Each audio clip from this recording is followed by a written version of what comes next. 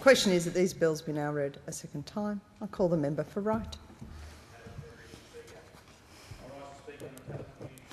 Universal Service Management Agency Bill 2011. Universal Service obligation is a vital aspect of Australia's telecommunications system. Every Australian, regardless of where they live, needs and deserves access to basic telephone services at reasonable prices. The USO supposedly guarantees that these services will always be available. Primarily, the USO is designed for residents in regional and remote areas of Australia. My electorate, the electorate of Wright, presides in the western hinterland of the Gold Coast and travels through to the top of the Toowoomba Range, predominantly horticultural, agricultural precinct. I definitely fall into the regional and in remote parts of Australia. For people in regional and remote Australia, access to basic phone services is vital because other communications options frequently are either not affordable or completely unavailable. Obviously, in regional and remote parts of the country, the provisions for basic phone services, including payphones, is not economical, viable, or in some type of subsidy is necessary to ensure that they're made available. Payphones are particularly important to remote towns where mobile coverage may be patchy or altogether non-existent. Whereas previously Telstra's position as the monopoly operator of the fixed-line phone services meant they had regulatory obligations to ensure that all Australians had access to standard services. The rollout of the NBN and the structural separation of Telstra means there needs to be reform to the USO. Moving from a regulatory system to a contractual system should, we're told, result in competition which will provide benefits to customers in the long term. However, as with most policies of the current government, the devil is lurking in the detail.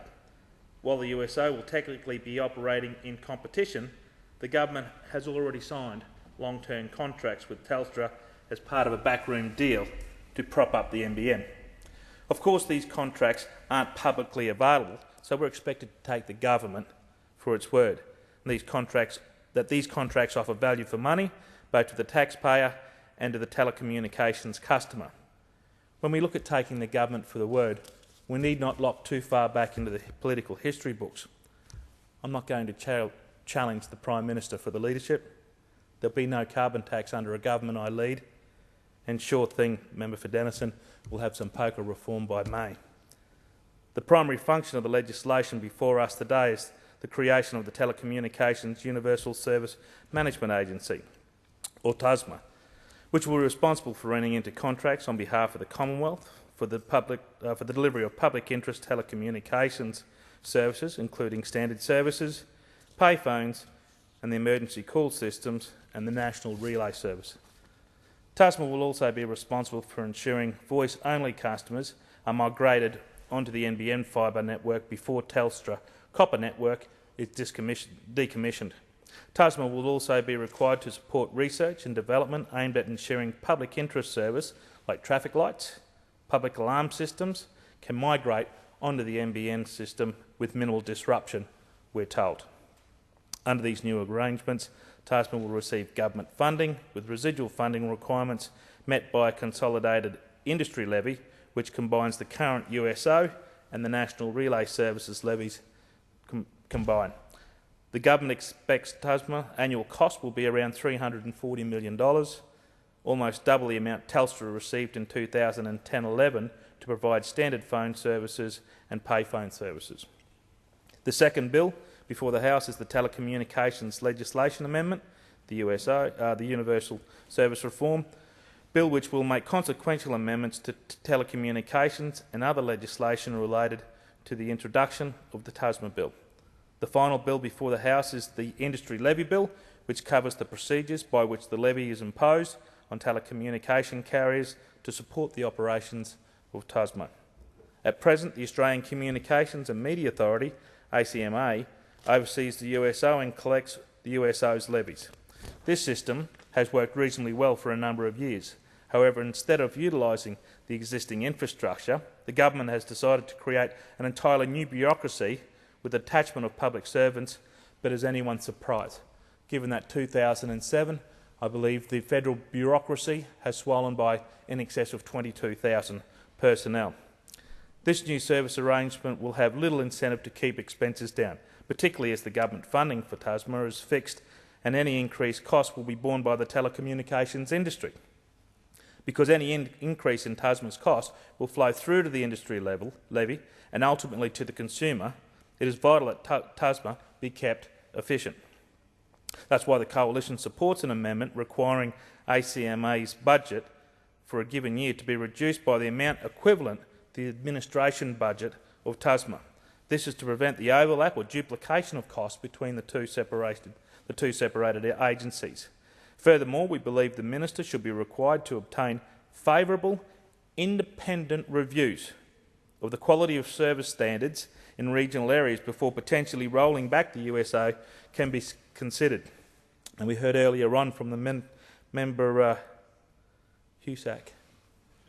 Shifley, thank you, Jonesy, member for Husac, where he spoke about that the copper line would not be pulled up in regional areas.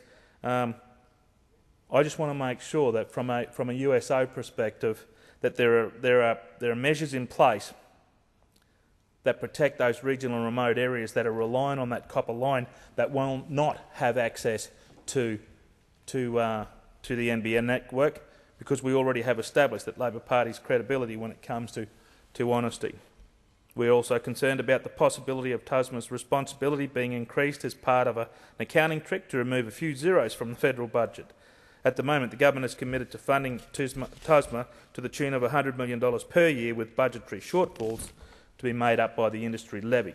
This creates a direct incentive for the government to shift more responsibilities onto TASMA in the guise of public interest telecommunications services, whereby shifting the cost burden of the budget into the industry and potentially onto the consumer.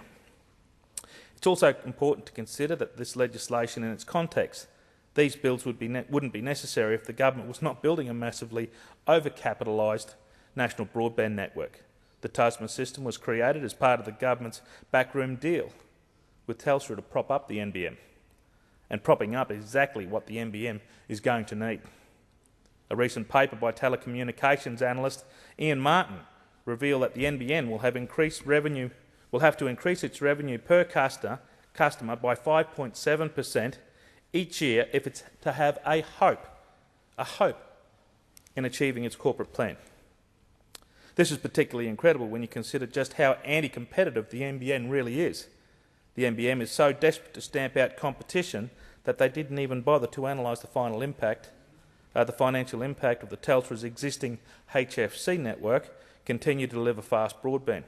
Instead, they simply ponied up the $11 billion and then insisted Telstra shut down the rival service.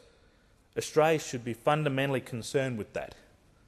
But when it comes to the NBN, it appears antitrust is the order of the day, as economics professor Joshua Gans and Jeremy Hausman said in a submission to the ACCC. We can conceive no greater anti-competitive action than the largest mobile service provider agreeing not to compete against the monopoly fixed line provider. The result will be less innovation, higher prices, less choice for Australian consumers. And yet, despite having the deck massively stacked in their favour, the NBN is still going to have to increase its prices by roughly 6% each year if it's to reach its targets. The government wants to talk about its economic credibility.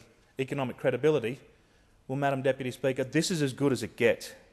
Perhaps that's because the cost of the NBN is higher than any other similar project anywhere in the world. A study by The Economist magazine found that its price tag was 2.5 times higher than any telecommunications industry revenue and actually comprised of 6.3% of budget revenues. Even the Greeks in the state that they are, only committed 2.5% of budget revenues to broadband. Meanwhile, the NBN is hiring and paying new staff, but isn't receiving any funds or revenue from customers. In its 2010-2011 annual budget, it was confirmed that 531 new employees had been hired on annual salary packages of more than $220,000. That's more than you, Jonesy. The NBN has 9 top executives who were paid a total of $8.5 million, with some receiving pay rises of 20% despite internal chaos that saw top construction managers quit mid-year and management reports reshuffled in August. Meanwhile, the NBN is producing no revenue for customers. Every cent of its revenue in 2010-2011 reporting period came from interest. On the $1.4 billion taxpayers have forked out so far. So, what is all this paid for? And that was in the 2010-2011 period. So what has all this money been paid for? After 4 years, how far along have we got? At best get, approximately about 3,000 households have now got faster broadband. Not to worry though, pretty soon that you won't have a choice, thanks to the deal the government has done with Telstra and Optus. Pretty soon you'll have no choice but to sign up to the NBN. So if you want broadband, so much for competition and efficiency. It's my sincere hope that Telecommunications Universal Service Management Agency is beset by similar levels of waste and mismanagement that continually plague Labor governments void of policy, direction and economic credibility. We in the Coalition support the intention of this bill, however have grave concerns about aspects outlined.